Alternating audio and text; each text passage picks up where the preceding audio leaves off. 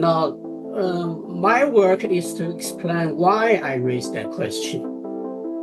And, normally when you guys talking become longer and more interesting, I usually reschedule mine.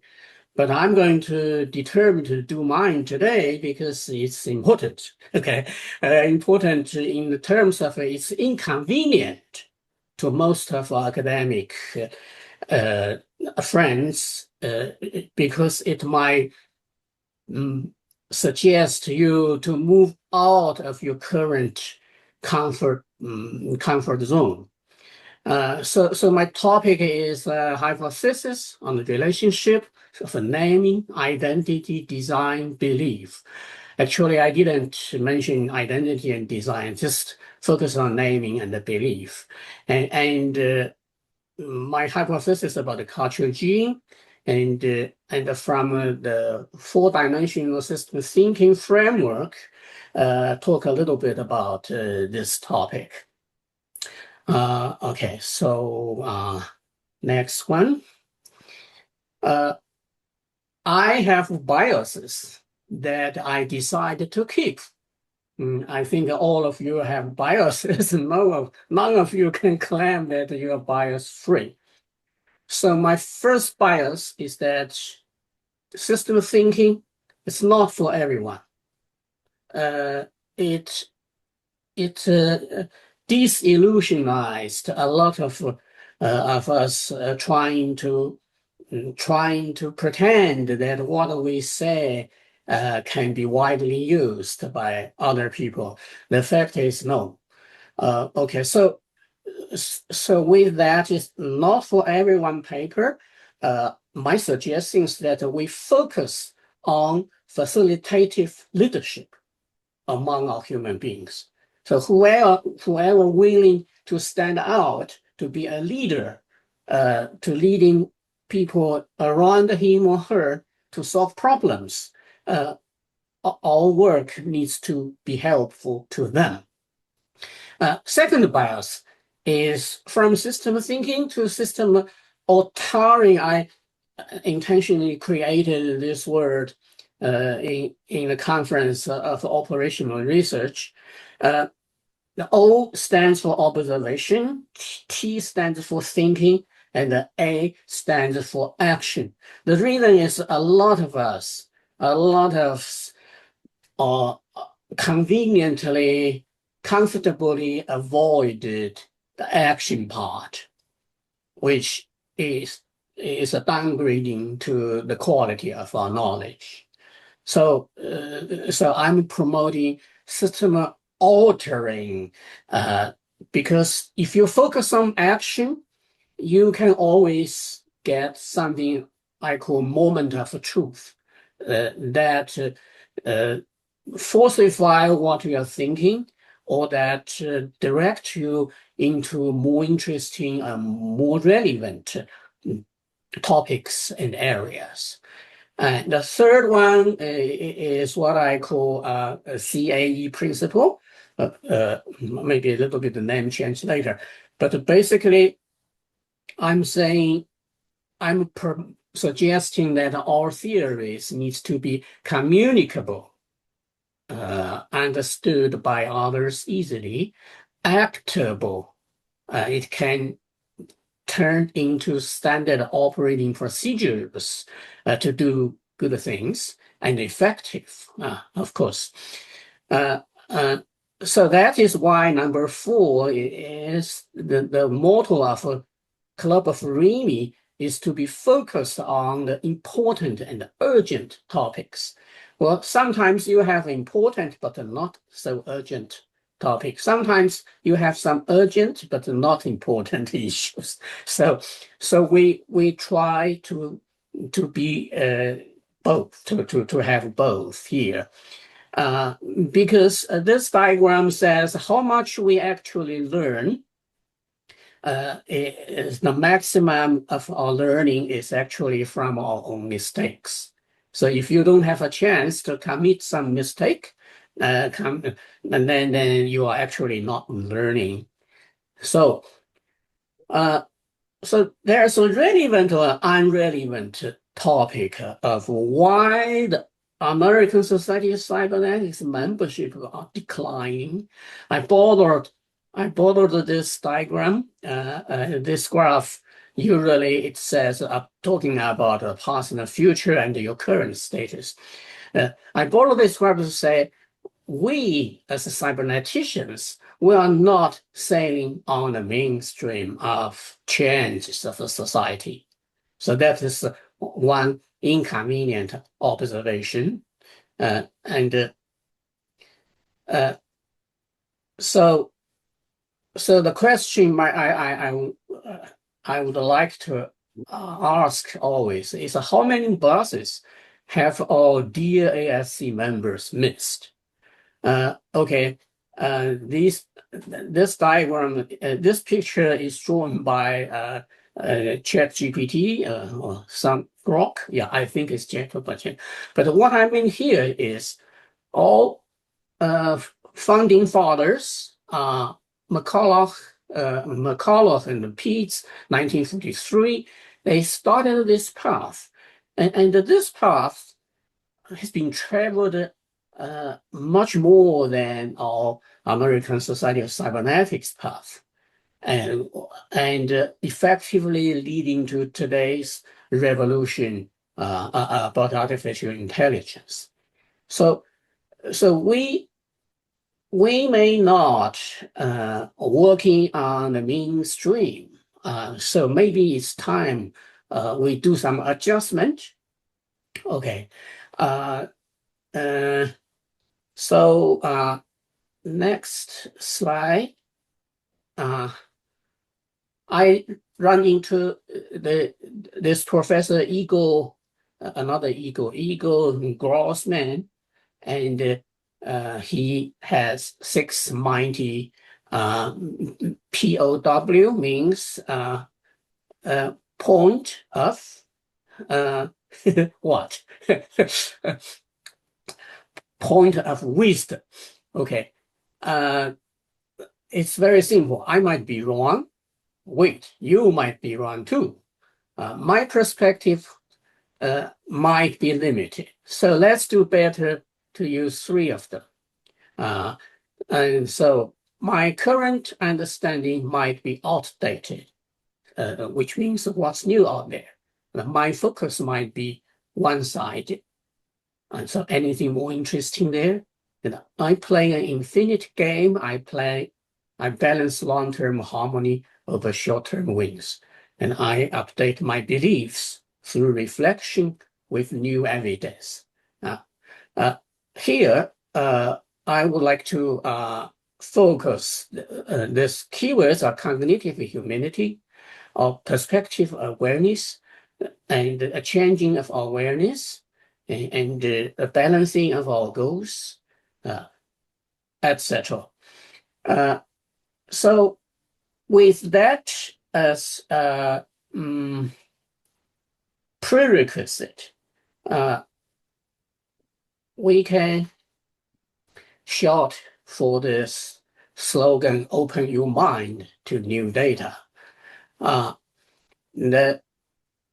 The likelihood that our mind, it has this process going on, and we always need new data to get in. So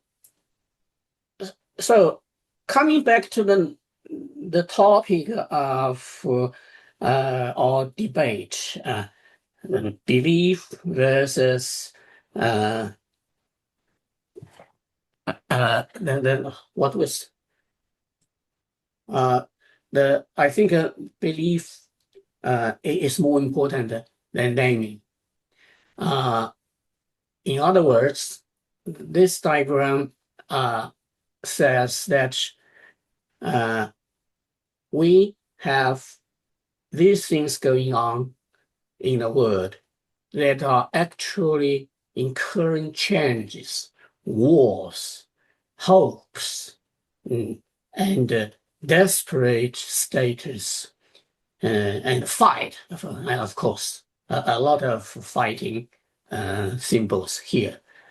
So I prefer to focus on the right side of this diagram instead of the first the chicken root type of thing that with very low communicability. I mean, if you keep talking about this one, you got the less and the less audience and the less influence. And if you focus on this one, maybe, I'm not saying guaranteed, but maybe you will have more fruit in your limited life. So both beliefs and the names are symbols. And these are the chemical table of symbols. And these are the major religions, ideas. Each of these symbol representing a system of beliefs, right?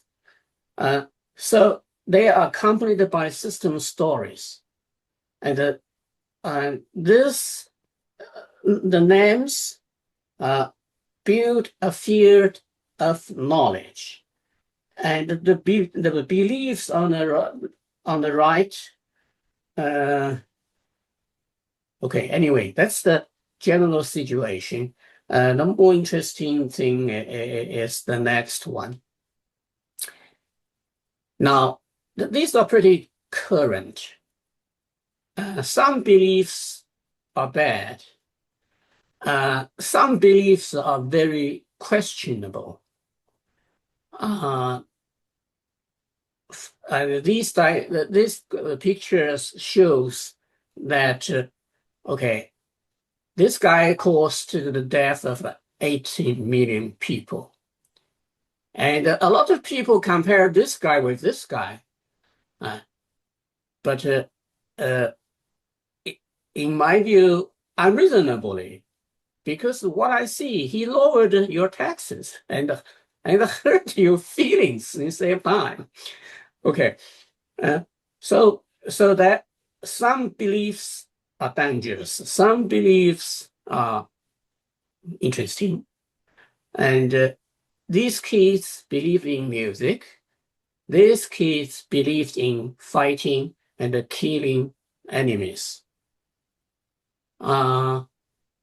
Last year in UK and in Russia, 411 social media posters are arrested, but in UK, the number is much higher.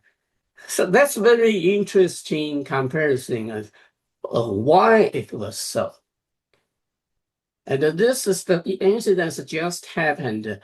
This girl came to US, think she's safe, but she was bloodlessly killed a few days ago on a bus, not provoking everybody.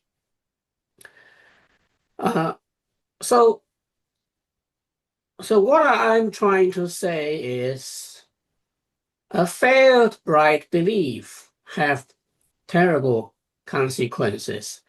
This guy was blamed by a lot of intellectuals. He's the notorious Joe McCarthy, that is talking about a Communist Party organization, blah, blah, blah. He failed to promote his ideas. The result is the death toll of communism. In the country I came from, it's 65 million people innocent being killed. And these numbers are all for these countries. Total number is more than 90 million. So my challenge to you is, okay, what if this notorious guy succeeded in his time? Can we avoid some of these disasters? Well, history has already happened, so I don't know.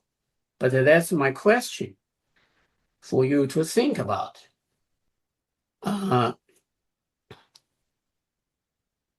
So coming back to our talk,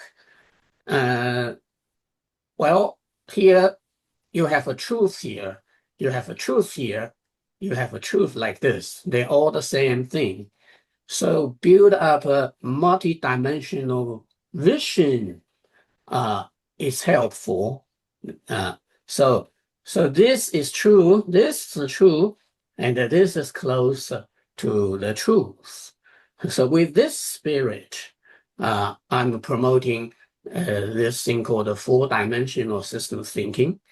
Uh, Basically, I was promoting that we need to look at the three dimensions in the same time, namely the structural dimension of your issue, the procedural dimension of your issue, and the cultural dimension of your issue.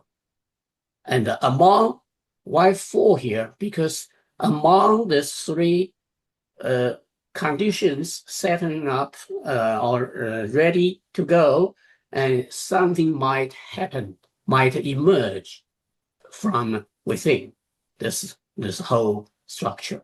So that's why I call it a four-dimensional system thinking. Uh, uh, this perspective is very close to Ram's, except we had one argument on one dimension. But I think Ram is already agreeing with me. So with this, what would be a 3D view of belief? This thing called belief. Then, so I had this little hypothesis called the cultural gene. It takes the form like if X, then Y 1, else Y 2, because of Z. Z is a piece of belief. So this structure is hidden within our mind, everywhere, in every culture.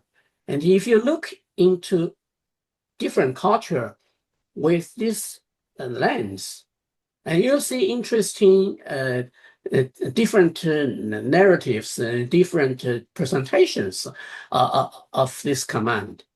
It's not just one command. This is one cultural gene, and you can have many, you can have trillions of genes if you are a good thinker. So, this is my suggestion that we always look through three dimensions: the structure, cultural, and the procedure to the same object, and we may get better perspectives. So, how do we change our beliefs?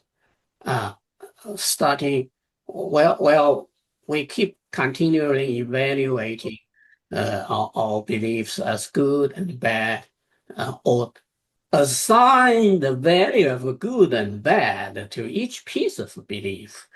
So we can make our decision to enhance them or make our decision of delete them. So in the structure dimension, or it's like the location, the career, the medium, the hosting story, the linkages and the relationships, you can zoom in to look into the details on this dimension to create a high resolution of your structure. And on a procedure dimension, you look at the step-by-step happenings. Like Rem love to look at the Markov chain. I like to look at a more than Markov chain. So the procedural dimension is you have a time dimension here, and the cultural dimension is kind of a lot of times unseen or not that obvious. But if you look harder, you can see it. Those contextual enhancement. those interesting under the table phenomena that are actually running the show. Okay, so here there's a lot of examples if you use this framework to view our world. Things like DEI, wokeness, LGBT movement, and global warming, Islamophobia, communism, socialism, political correctness, blah, blah, blah. Some of them are favored by our colleagues, some of them are perceived as troublemaking stuff. So I have inconvenient criteria. Inconvenient means it's a little bit difficult to adopt. First is the communicability of our stuff. So it is at this point, I'm sort of not accepting loose perception about the chicken feet thing or Spencer Brown's stuff. I think it remains too narrow grouped. It's very hard to make it useful to a larger audience, to the larger user community. So whatever you are saying easily can be get that aha from your listener. It should be a criteria I promote. The second one is, okay, after people can understand it, then how useful it is. So I call it toolability. Then can it be developed into a standard operating procedure so that people other than the theory inventor can use it? So in other words, I know, Lou, your theory has been used by a lot of other people, but still most of them are still in natural science area, right? So I hope to see the stuff can be used by more and more people, and eventually by teenagers from middle school, and that would be my dream. The third criteria is the fitness range. Sometimes we promote something which is well established, it's true, it's solid. It's a gorgeous frame. It's ultimate. However, how many people can use that effectively, useful for their life, it is a criteria that I suggest that we push hard to make our theory more useful to the non-theoretical people. So with these three criteria, my opinion is that discussing belief is more important than names. Okay, so that is my last slide. One more theory, and I hope I'm within my time. Yeah.